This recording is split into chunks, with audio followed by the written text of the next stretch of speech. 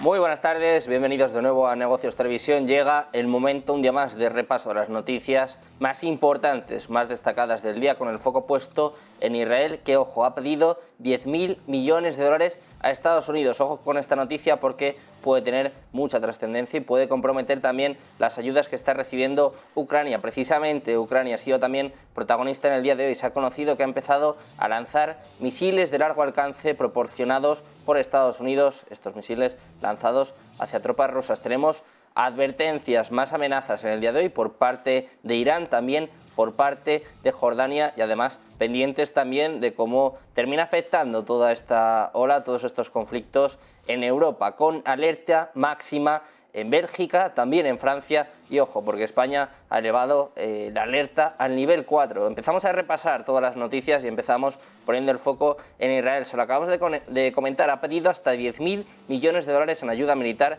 de emergencia, según informa The New York Times. Este paquete de ayuda está siendo elaborado actualmente por el Congreso en coordinación con la Casa Blanca y también, en principio, podría incluir fondos para Ucrania, Taiwán y la frontera entre Estados Unidos y México. El domingo, el líder de la mayoría en el Senado, Chuck Schumer, dijo que estaban discutiendo proporcionar a Tel Aviv munición de 155 milímetros, también municiones de repuesto para el sistema de defensa antimisiles de la cúpula de hierro y bombas guiadas con precisión. Hoy mismo, el portavoz del Consejo de Seguridad Nacional de la Casa Blanca, John Kirby, ha dicho que el presidente estadounidense Joe Biden, que precisamente mañana va a visitar Israel, va a recibir una actualización por parte de los funcionarios sobre la estrategia contra Hamas en Gaza, incluido el ritmo de sus operaciones militares. Seguimos con el foco puesto en Israel, que se está preparando para la siguiente fase de su campaña contra la Franja de Gaza, pero ojo, porque estos planes podrían no ajustarse a las expectativas generalizadas de una inminente ofensiva terrestre. Esto es lo que está confirmando, lo que está desvelando el portavoz internacional del ejército, que apunta a que se están preparando para las siguientes fases de la guerra, pero que no ha dicho cuáles van a ser, que todo el mundo habla de una ofensiva terrestre, pero que podría ser algo diferente. Además, también ha asegurado que el ejército israelí sigue investigando el asesinato de un periodista de Reuters en Líbano. Seguimos también con advertencias por parte de Israel, en este caso por parte de Yoav Galant, el jefe de las fuerzas de defensa israelíes, que está apuntando a que no hay una tercera opción después de que Israel haya matado a más de 1.400, después de que Hamas matara a más de 1.400 israelíes, ha dicho en una visita a la base de la Fuerza Aérea del Sur de Israel que anteriormente ya había prometido que Israel iba a derrocar a Hamas y que iba a eliminar sus capacidades militares. Apunta a que no hay una tercera opción y además esta advertencia se produce mientras continúan los bombardeos israelíes en Gaza. Precisamente unos ataques que vienen a colación, vienen como respuesta por parte de los ataques que recibieron por parte de Hamas el pasado 7 de octubre y ojo porque ya hay algunos cargos que están empezando a asumir la responsabilidad. En concreto, el jefe de inteligencia militar de Israel ha asumido la responsabilidad, la culpa de no haber previsto el ataque sorpresa de Hamas. El general de división Aharon Haliba ha hecho circular en el día de hoy una carta entre sus subordinados en la que reconoce los fracasos del cuerpo y además asume toda la responsabilidad. Seguimos con el foco puesto en la Franja de Gaza. Según informes de los medios árabes, el director a cargo del cruce de Rafah ha sido asesinado. El general de división Fouad Abu Butihan ha sido asesinado en Gaza en el día de hoy. Estos informes sugieren que murió después de que los ataques israelíes alcanzaran su casa, pero todavía no han sido verificados. Eso sí, Israel ya había dicho anteriormente que estaba llevando a cabo ataques militares contra activistas militantes de Hamas en Rafah. El mayor general Butihan es el jefe de fronteras y cruces en Gaza, que incluye el de Rafah hacia Egipto, donde cientos de personas han estado esperando durante días para salir de esta franja a través de Rafah, ya que debía estar abierto desde ayer por la mañana. Estados Unidos y otros países han estado ejerciendo presión diplomática para abrir este cruce, para recibir ayuda y permitir la salida a ciudadanos extranjeros y con doble nacionalidad. Pero la puerta sigue cerrada mientras Israel y Hamas afirman que no existe un alto al fuego. Seguimos pendientes de noticias por parte de Israel. Las fuerzas de defensa israelíes han confirmado también el asesinato del alto miembro de Hamas, Ayman Nofal, miembro del Consejo Militar General del grupo terrorista y comandante de la Brigada Central de Gaza. Las FDI han dicho que el ataque aéreo que mató a Nofal se llevó a cabo tras los esfuerzos de inteligencia de la Agencia de Seguridad de Shin Bet y la Dirección de Inteligencia Militar. Según las FDI, Nofal, como parte de su función, llevó a cabo numerosos ataques terroristas contra Israel y las fuerzas de seguridad. De hecho, dicen que también estuvo involucrada anteriormente en la producción y desarrollo de armas y estuvo involucrado en el secuestro del soldado de las FDI, Gilad Shalit. Además, el ejército ha añadido que Nofal era uno de los altos funcionarios más dominantes de la organización y que era cercano a Muhammad Deif, al líder militar del grupo terrorista. De Israel pasamos a Egipto. El ministro de Asuntos Exteriores de Egipto, Sameh Shoukry, ha confirmado que desde el inicio del conflicto, el pasado 7 de octubre, Israel ha bombardeado 4 veces el paso fronterizo de Rafah, que conecta la franja de Gaza con la península del Sinaí egipcio y que sigue sin permiso por parte del Estado judío para la entrada de ayuda humanitaria y salida de ciudadanos. Shoukry confirma que el cruce ha sido objeto de 4 bombardeos aéreos por la parte israelí y, por lo tanto, no funciona con normalidad. Dice además que el cruce nunca ha sido oficialmente cerrado por Egipto y además afirma que Israel sigue sin dar permiso para su apertura por el lado palestino.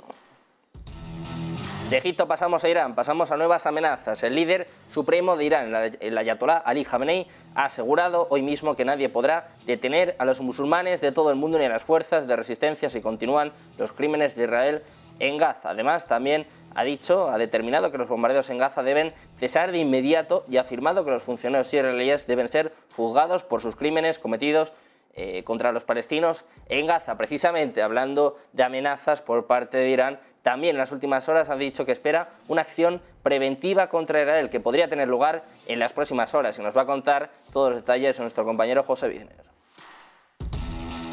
Muy buenas, Irán había estado repitiendo esa advertencia en las últimas 48 horas, al final ha ido diciendo al día siguiente, ojo, porque el ministro de Asuntos Exteriores iraní, Hossein Amir-Abdollahian, que era quien había estado dando la advertencia a Israel de un posible movimiento, de que se acababa el tiempo, acaba de advertir de que es concebible, dice, una acción preventiva contra Israel por parte de lo que él llama el eje de resistencia.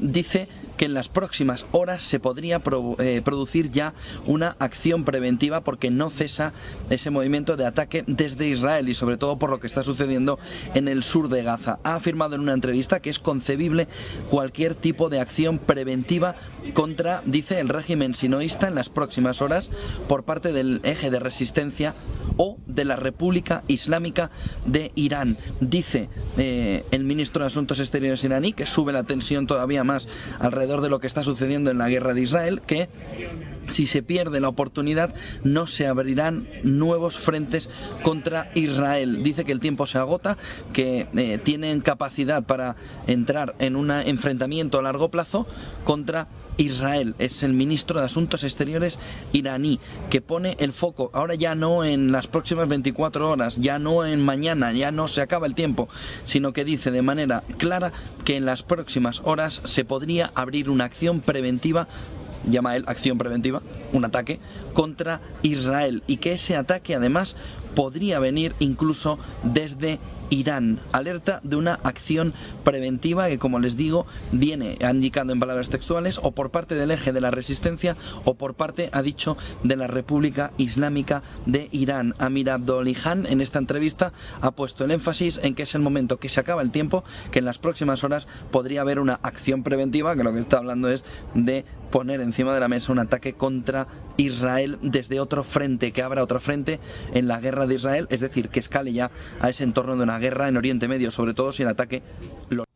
De las advertencias de Irán pasamos a las de Jordania. El rey jordano Abdullah II ha advertido sobre una situación terrible en el Medio Oriente si se permite que el conflicto entre Israel y Hamás se extienda a otros países. El propio Abdullah ha dicho que toda la región está al borde de caer en el abismo y que todos sus esfuerzos son necesarios para asegurarse de que no lleguen ahí. Precisamente hablando del abismo, hay que contar también la situación que está teniendo lugar en los hospitales de Gaza. Uno de ellos ha cerrado parcialmente por la escasez de combustible se ha visto obligado a cerrar parcialmente, eso sí, debido a la escasez, según apunta el Ministerio de Salud de la región. En concreto ha sido el Hospital Turco de la Amistad, que alberga la única unidad de oncología de la zona, y que va a suspender gran parte de sus servicios, según cuenta un comunicado de su director general. El resto del hospital va a cerrar en un plazo máximo de 48 horas. Además, también, precisamente hoy, la Agencia de la ONU para los Refugiados Palestinos ha advertido de que todos los hospitales en Gaza se van a quedar sin combustible en las próximas 24 horas. De hecho, los centros de salud ya dependen de generadores de respaldo y el fin de la electricidad podría poner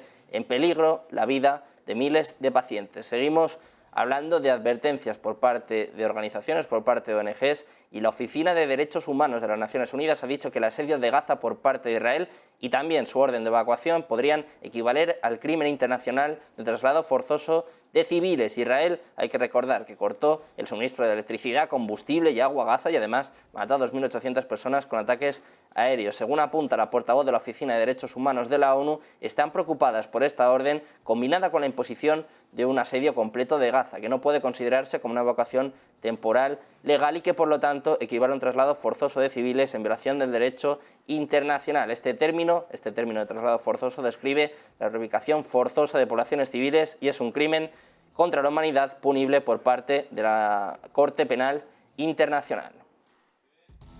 Seguimos hablando en este caso del presidente de los Estados Unidos, que viajará mañana mismo a Oriente Medio en una visita que va a llevarle a Israel y a Jordania con el objetivo de impedir una escalada del conflicto. El jefe de la Casa Blanca se va a reunir con el primer ministro israelí, con Benjamin Netanyahu, mientras está, en este caso, el propio Netanyahu preparando su ofensiva terrestre en Gaza y además ambos van a discutir la posibilidad de abrir zonas seguras para civiles. El portavoz del Consejo de Seguridad Nacional, John Kirby, ha adelantado que este viaje va a durar un día y que Biden va a visitar Tel Aviv durante la parte israelí. Algunos expertos piensan que esto podría darle a Biden una nueva influencia y sobre todo capacidad para poder influir sobre el terreno y reforzar su imagen de cara a lo que piensan en Estados Unidos.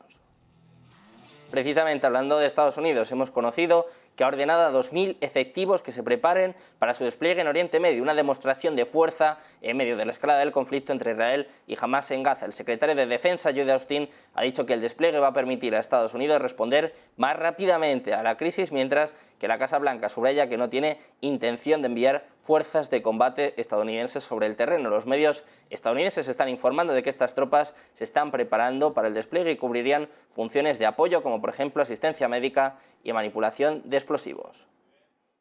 Precisamente hablando de Estados Unidos y Israel, en concreto el ministro de Defensa ha advertido de que este conflicto va a ir para largo. Ha dicho Yoav Gallant que va a ser una guerra larga y que el precio será alto, pero que van a ganar para Israel, para el pueblo judío y para los valores en los que ambos países creen. La visita de Blinken a Israel, la segunda de la semana pasada, sigue a una serie de reuniones de alto perfil que están teniendo lugar en los últimos días.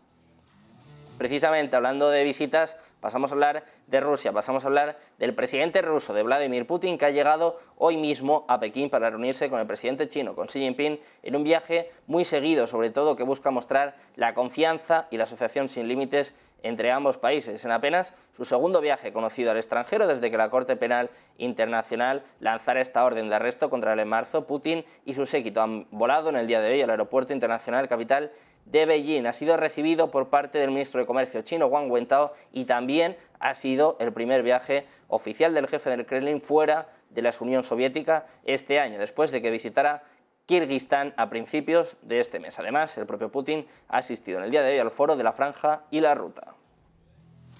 Seguimos con noticias sobre Rusia. El presidente de la Cámara Baja del Parlamento, Vyacheslav Volodin, ha confirmado que los legisladores van a votar sobre la retirada de la ratificación del Tratado de Prohibición Completa de los Ensayos Nucleares, un tratado que prohíbe cualquier explosión de prueba de arma nuclear o cualquier otra explosión nuclear en cualquier parte del mundo. De hecho, cualquier reanudación de las pruebas nucleares podría precipitar una nueva carrera armamentística entre las grandes potencias. El propio presidente ruso, el propio Putin, sugirió a principios de este mes que Rusia iba a revocar la ratificación de este tratado porque Estados Unidos y otras potencias nunca lo habían ratificado.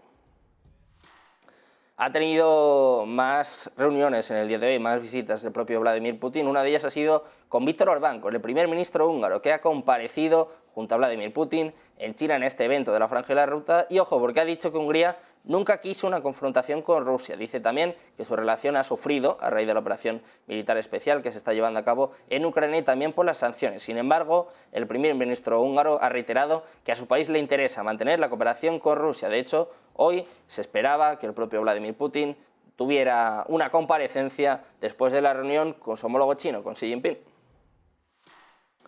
Seguimos hablando de Rusia. En este caso, Moscú niega las informaciones de que Corea del Norte le haya suministrado armas. Ha dicho en el día de hoy que no hay pruebas de que Corea del Norte esté enviando suministros de armas a Rusia después de que Washington haya publicado imágenes que supuestamente mostraban envíos de armas a Pyongyang. El líder norcoreano Kim Jong-un viajó a Rusia el mes pasado y se reunió con Vladimir Putin. Claro, todo esto generó muchas especulaciones entre los países, sobre todo entre los occidentales, sobre la posibilidad de un acuerdo de armas. El propio Peskov, el propio portavoz del Kremlin, ha dicho que los medios están informando de esto todo el tiempo, pero que no proporcionan ninguna prueba. De hecho, la Casa Blanca el pasado viernes dijo que Corea del Norte ya había entregado más de 1000 contenedores de equipo militar y municiones a Rusia en las últimas semanas para su uso en Ucrania.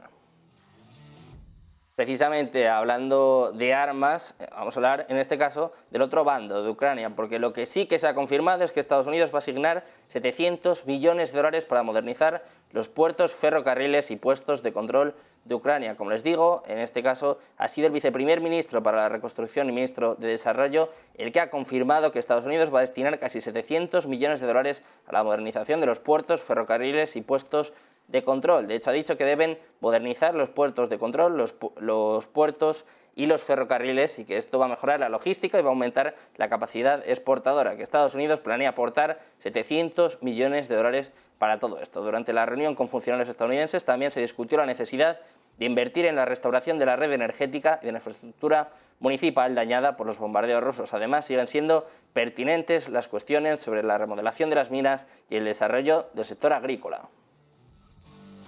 Seguimos hablando de Ucrania, que ha lanzado en el día de hoy misiles ATACMS de alto alcance proporcionados, en este caso también, por parte de Estados Unidos contra fuerzas rusas. Estados Unidos proporcionó en secreto estos misiles a Kiev, aunque no quedó inmediatamente claro cuándo los envió. Una pequeña cantidad de misiles han sido enviados secretamente a Ucrania en los últimos días y esto podría aumentar la capacidad de Kiev para llevar a cabo ataques de largo alcance contra las fuerzas rusas durante una etapa importante de su contraofensiva. La decisión de Estados Unidos de enviar estos misiles, que son misiles tácticos del ejército, lleva mucho tiempo gestándose. De hecho, Ucrania ha pedido en reiteradas ocasiones que los misiles eran esenciales para su plan de guerra y además dice que podría darles el alcance que necesitaba para atacar objetivos detrás de las líneas del frente en territorio ucraniano controlado por Rusia.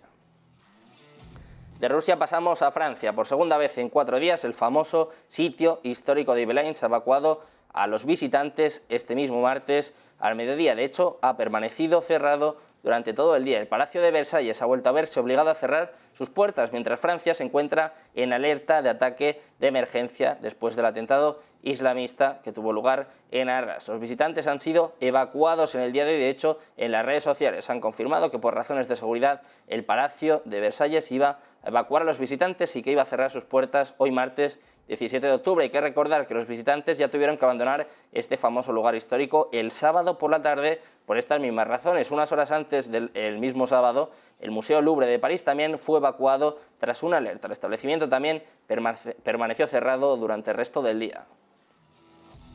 Esta alerta también se ha trasladado a Bélgica. En las últimas horas, las autoridades belgas han elevado la alerta terrorista a su nivel más alto en la capital después del tiroteo fatal que terminó con la vida de 2 suecos en Bruselas en el día de ayer y, de hecho, con el propio primer ministro belga afirmando que esto era un ataque relacionado con el terrorismo. El Centro Antiterrorista OCAD también ha dicho que esta alerta terrorista para el resto del país se elevó al segundo nivel más alto. En concreto, su portavoz, Laura de Moulier, dijo en una entrevista que la máxima prioridad ahora era sacar de forma segura a los miles de aficionados que estuvieron en el día de ayer, que asistieron al partido de fútbol entre Bélgica y Suecia, un partido que, por cierto, tuvo que cancelarse. De Bélgica pasamos a España. En España, Interior ha reforzado el nivel 4 de alerta antiterrorista con medidas complementarias. Además, con el Ministerio de Interior ordenando a las fuerzas de seguridad que se adopten medidas complementarias dentro del nivel 4 de alerta antiterrorista. Ojo, porque es el segundo más grave, después de analizar la situación actual en pleno conflicto en Oriente Próximo y después de los ataques terroristas registrados en Francia y también en Bélgica en el día de ayer. Así lo han acordado los integrantes de una mesa de evaluación de la amenaza terrorista que se reúnen todas las semanas y que ha estado presidida por el ministro de Interior en funciones, por Fernando Grande Marlaska. Precisamente, seguimos con el foco puesto en Europa, en la zona euro, con los líderes de los 27 que van a tratar en el día de hoy en una cumbre de emergencia que se va a celebrar por videoconferencia, de abordar los próximos pasos ante Oriente Medio. Según algunas fuentes comunitarias, encaran un conflicto de efectos devastadores y que tiene el potencial de afectar también económica, social y políticamente a la Unión Europea. Son efectos cada vez más claros a medida que Israel se prepara para una incursión terrestre en la franja, un movimiento que está intentando que se pueda bloquear con importantes esfuerzos diplomáticos occidentales. De hecho, la Unión Europea está muy preocupada, seriamente preocupada, por el peligro de una escalada regional. De Europa pasamos a hablar de los BRICS. La alianza de los BRICS está aprovechando las sanciones de Estados Unidos contra Rusia para adquirir petróleo crudo a precios reducidos. Rusia está evadiendo las sanciones mientras los países BRICS están ayudando a su economía a sostenerse y también a mantenerse a flote con acuerdos petroleros. Los miembros de los BRICS, India, China y Arabia Saudí, están comprando petróleo crudo de Rusia a precios más baratos utilizando monedas locales y no el dólar estadounidense. De hecho, Rusia está utilizando ahora el yuan chino como pago para exportar petróleo crudo a otros países. De hecho, ha estado utilizando el yuan para el 25% de todos los pagos comerciales con otros países de todo el mundo. Esta ha sido la primera vez que el país utiliza monedas locales para el petróleo y no el dólar estadounidense. Precisamente hablando de petróleo, Arabia Saudí en las últimas horas ha dejado la puerta abierta, ha dicho que puede elevar su producción petrolera en las próximas semanas. Lo ha dicho el propio CEO de Aramco, de la empresa petrolera más importante, y nos trae todos los detalles nuestra compañera Marta Velar. Los recortes de la OPEP de producción de petróleo podrían tener los días contados, y es que hoy hemos conocido por parte de Arabia Saudí, pero es que también por parte de Rusia, que podría dar un vuelco la OPEP a esa decisión de recortar la producción de petróleo dentro de muy poquito. En primer lugar, hemos escuchado al CEO de Saudi Aramco, ha hablado en una conferencia en Londres y ha dicho que probablemente en un par de semanas Arabia Saudí decida volver a aumentar la producción de petróleo, simplemente porque la demanda de momento está yendo relativamente bien y por lo tanto no hace falta que estén trayendo hacia abajo la oferta, porque la demanda está siendo bastante buena. Por lo tanto, se va a poder poner en el mercado ese excedente de petróleo que está produciendo Saudi Aramco, que ya saben que es la principal petrolera del mundo y la petrolera estatal también de Arabia Saudí, que para 2027 tiene planeado poder bombear unos 13 millones de barriles diarios de petróleo respecto a los 12 millones que ahora mismo estaría bombeando. Por otra parte, también ha hablado el Banco Central de Rusia y ha dicho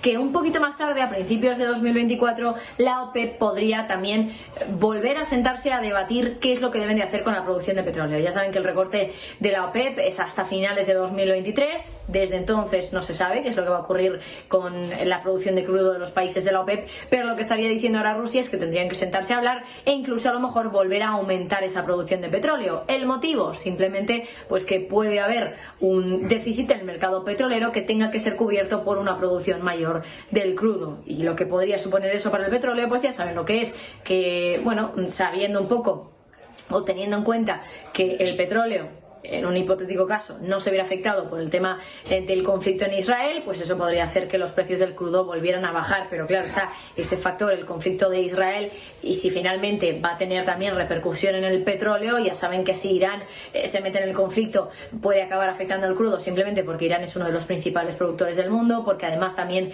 Irán es parte de ese estrecho de Hormuz, un estrecho de unos 30 kilómetros aproximadamente, por donde pasan 20 millones de barriles de petróleo todos los días, y en el caso de que Irán pueda bloquear ese estrecho de Hormuz, el petróleo desde luego podría verse muy afectado. Así que veremos. De momento lo que se dice por parte de Arabia Saudí y de Rusia es que podría haber un giro, un cambio de pensamiento, de decisiones por parte de la OPEP respecto a la producción de crudo. Y del petróleo pasamos a datos macroeconómicos. Con permiso de la geopolítica, los mercados también siguen expectantes ante los datos y el sentimiento de los inversores y consumidores. Hoy ha sido protagonista el índice C de confianza inversora, si es que bueno, se puede hablar de confianza dentro del espectro de la negatividad que persiste, en torno a Alemania. Un dato del menos 79,9% frente a los 80,8% esperados y los 79,4% anteriores. Este índice de confianza inversora en la zona euro, que también ha sido negativo, pero la nota positiva la pone la lectura del sentimiento económico, sus perspectivas que mejoran de manera significativa. La buena noticia aquí es que el sentimiento económico, es decir, la lectura de las perspectivas, está experimentando una mejora significativa, superando las estimaciones y esto apunta a un mayor optimismo en los próximos meses. Dicho esto, la valoración actual de la economía alemana apenas ha cambiado, pero el CEP señala que parece que hemos superado el punto más bajo. Además, añade que la lectura de mayores expectativas se debe en gran medida a la anticipación de una menor inflación. Hasta aquí las noticias más importantes, más destacadas del día de hoy, con Israel pidiendo dinero. Veremos cómo repercute esto en las ayudas a Ucrania y sobre todo con muchas advertencias, muchas amenazas por parte de Irán, de Jordania. Muchas cuestiones, muchos temas a tener en cuenta, a analizar en los próximos minutos. Quédense porque enseguida seguimos con más información, con más últimas horas aquí en Negocios Televisión.